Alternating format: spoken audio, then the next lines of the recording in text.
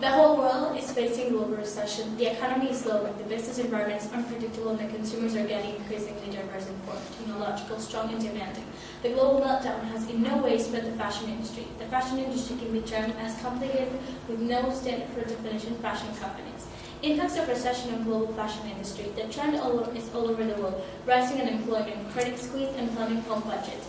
Lavish spending habits have been replaced very cautious close by consumer. As such, many fashion companies have also started to fall into credit problems. In the last few months, various companies worldwide have filed for bankruptcy. Many big names in the fashion industry are facing financial problems. Many have even declared their negative condition. Some of these companies are hoping for a takeover. Many fashion labels in fashion hubs like Italy are holding emergency talks with their government, and they're appealing to support their industry. Retailers, manufacturers, and fashion houses are feeling the effects of the economy and doing whatever they can to survive. Design houses are downsizing and consolidating responsibilities among employees who remain with their company. Teams of designers, merchandising, sales staff, and production staff are collaborating to come up with their best means possible economic challenges and holding to loyal customers and attract new customers. The recession hits fashion week. The clothes are much more austere than normal. Demure color replacing bright palettes and texture fabrics taking the place of fancy embellishments. There is no doubt that all designers with acknowledgement the economic crisis in their latest collections, the response have been varied, with some of designers choosing to face these austere times head-on, showing us all how to dress through troubled times, and others railing against the recession with an optimism that looks back to the better days. The fashion industry is a proverbial mixing pot of different people and different competitors. This creates a never-ending cycle of competitors trying to get their product to be the best in the market. There are 5 main problems that a company in the industry might have to deal with. We call this Ward's 5 focus. There are always going to be potential entrants trying to get into the industry, but they're often found don't provide a large threat to the companies that are already well established. Most companies will not make their merchandise by hand, so they will pay suppliers to do this job for them. This often creates a problem when the supplier drives a hard bargain, as they may often do. This could refer to money, working hours, or a number of other issues.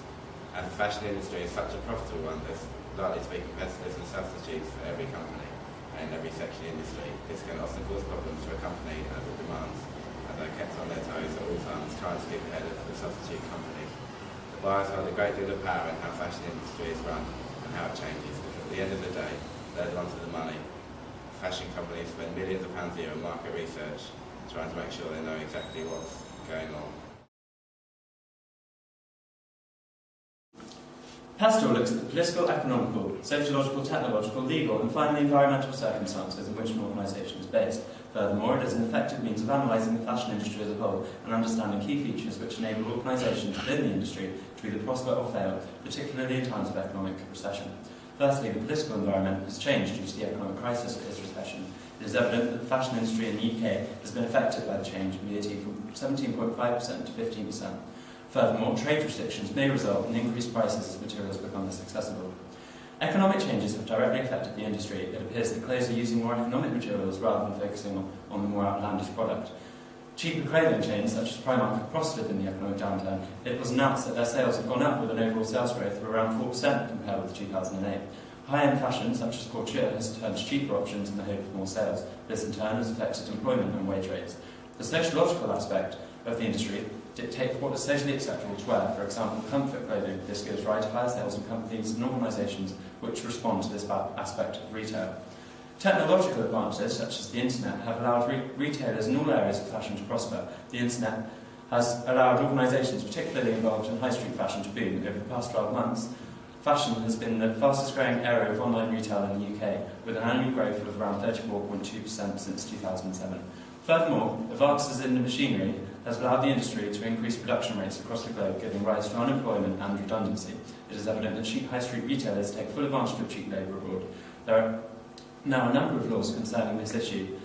However, organisations such as Primark, Georgia, Asda and Tesco have been exploiting workers in other countries, showing there are still many ethical issues which need to be addressed. Another issue is the use of fur, and the legalities surrounding this are complicated and differ from country to country.